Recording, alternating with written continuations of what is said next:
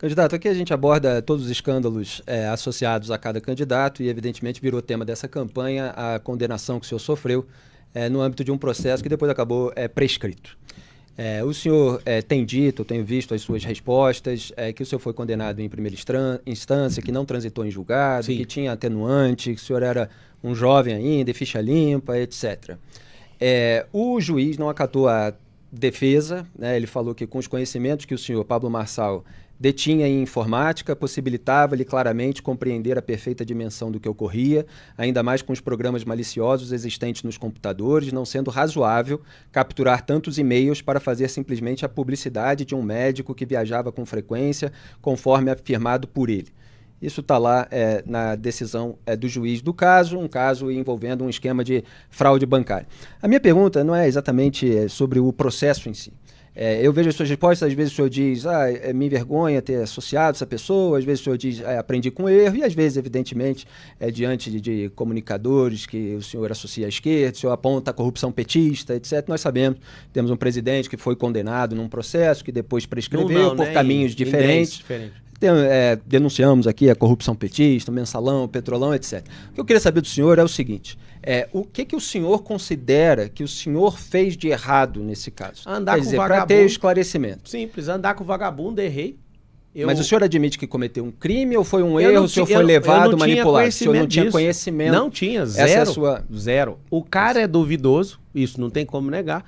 Vai lá na UOL e ouve os áudios. Eu ligando pro cara e pedindo R$40. Você imagina, um ladrão pedindo R$40 pro outro e o cara falando, não tem 40, tem 20. Eu ganhei R$350 em algumas semanas trabalhando pra esse cara e tomei um processo criminal de 13. Fui atrás da Defensoria Pública, a defensora olhou pra mim e falou, você vai pegar cadeia, você vai ter que arrumar um advogado particular. O advogado Dr. Esmerino Roriz, pode ir atrás desse advogado que ele vai te contar o que eu tô falando. Lá de Brasília, cobrou R$2.000, pergunta pra ele se eu paguei, eu nem tinha esse dinheiro. Ele deixou o processo, porque eu não tinha como pagar. O processo correu à revelia, Felipe. Arrependo profundamente. Aqui está meu histórico. Mas em relação a quê que o senhor se arrepende? De ter andado com esses caras e prestado serviço para eles. E acabou. É uma relação de trabalho. 16 anos de idade, 1º de maio de 2003, minha carteira está assinada. Operador de áudio.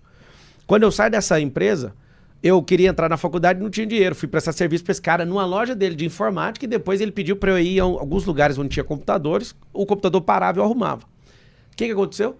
Nesse pouco espaço de tempo, eu não consegui fazer a faculdade de Direito no começo do ano, eu acabei entrando do meio do ano para frente. Eu arrumo um emprego de novo, de atender de call center depois disso. E esse processo me destrói.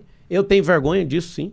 Eu acho que isso mancha a reputação de uma pessoa, mas eu posso fazer o quê? Foi condenado, foi prescrito, isso não tem mais nenhum impacto na minha vida. Quando o senhor diz assim, eu era um jovem, queria pagar a faculdade, queria ajudar a casa, sim, etc. Então, o senhor se envolveu com essa pessoa, mas então o senhor se envolveu sem saber que era nada errado. Não era sabia, uma situação... eu descobri no processo. Porque assim, agora parece que é uma situação em que o senhor estava num certo desespero, uma certa necessidade. Não é desespero, mas precisava aí... de ajudar, né? Eu já, só pra você entender, sim, se fosse um bandido, eu não ia ter 13 anos de carteira assinada. Logo que eu saí disso, eu já arrumei um emprego de atender de call center e cresci nessa empresa, fiquei quase 8 anos nela. Agora, vai fazer 20 anos esse processo. Agora, vai fazer 20 anos. Por que tá mexendo nisso o tempo inteiro? Eu já falei que eu errei. Errei de andar com esse cara, eu poderia... Que era o pastor de jovens. Sim, tinha um vínculo de confiança. Isso é um negócio que eu entrei e na hora que eu vi que eu tava metido, não estava nem entendendo. Eu não tinha compreensão. Logo depois disso, eu entrei na faculdade de Direito, eu não tinha compreensão de delito, que eu estava fazendo alguma coisa de errado, eu estava consertando o computador. E o cara é seu patrão, te paga ali por semana, algumas vezes pediu alguma coisa ou outra, eu fiz. Os áudios mostram que o senhor estava coletando... Não era eu, a máquina ficava fazendo sozinho, ele controlava isso por acesso remoto. Ele fazia isso e pode perguntar para ele. Inclusive, esse cara mora no Paraguai hoje, eu fiquei todo esse tempo sem falar com ele, eu acabei de falar com ele recentemente. E ele gravou um vídeo, eu vou soltar para todo mundo. Ele me pedindo perdão porque é uma relação de trabalho. Ele me ferrou com isso. Só hoje que eu pensei, por que eu não processei esse cara ao invés de ter deixado esse processo correr de jeito, eu tinha que ter processado ele com a relação de trabalho, porque eu trabalhei numa loja de informática dele e depois fui prestar esse serviço e acabei me ferrando. A sociedade, se esse é o assunto que aperta tanto, eu quero pedir perdão para vocês por não ter sido perfeito com os meus 18 anos de idade.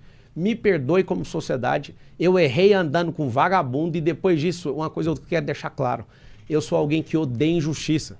Você não acha ato escuso meu, você não vê eu entrando em nada de ilicitude, zero. Eu estou numa disputa para prefeito de São Paulo, você tem que ver, eles estão revirando tudo, as minhas empresas são todas auditadas, eu estou 100% em paz. De fato, foi uma merda que aconteceu na minha vida, eu peço perdão para vocês. Nunca toquei em nada de ninguém, se achar eu devolvo 4 vezes mais. Nunca tive compreensão de delito nenhum disso.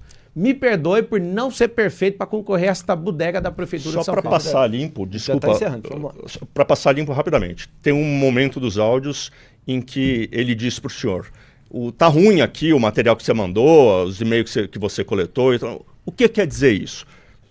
Foi algum favor que ele me pediu. Se estava ruim, agora você imagina. O senhor deveria saber como melhorar. Não sabia, cara. Eu chegava nos lugares, a máquina estava desligada. Eu arrumava a máquina, abria o computador, deixava aberto o VPN, ele acessava. Eu não sabia o que fazia dali para frente.